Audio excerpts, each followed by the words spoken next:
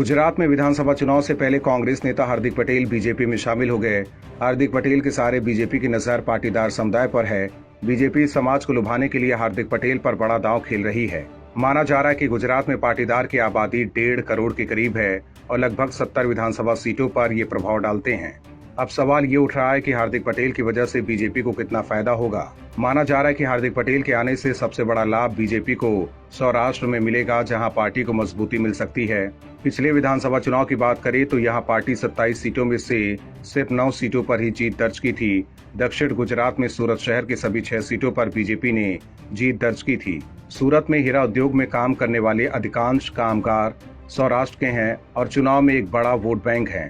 हार्दिक पटेल के आने से उनका बीजेपी के साथ फिर से जुड़ाव होगा। हार्दिक पटेल उत्तर गुजरात और अहमदाबाद ग्रामीण में भी खासे लोकप्रिय हैं।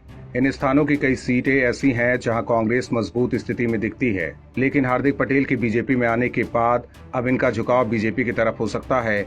माना जा रहा है कि हार्दिक के आने के बाद आगामी विधानसभा चुनाव में एक बार फिर बीजेपी अपने परंपरागत पाटीदार वोट बैंक को साधने में कामयाब रहेगी। इसकी बड़ी वजह ये भी है कि पाटीदार आरक्षण आंदोलन के दौरान दर्ज हुए केस राज्य सरकार एक के बाद एक करके वापस ले रही है, जिससे पाटीदार समुदाय को राहत मिलेगी। वहीं कांग्रेस को हार्दिक पटेल के जाने से बड़ा नुकसान हो सकता है।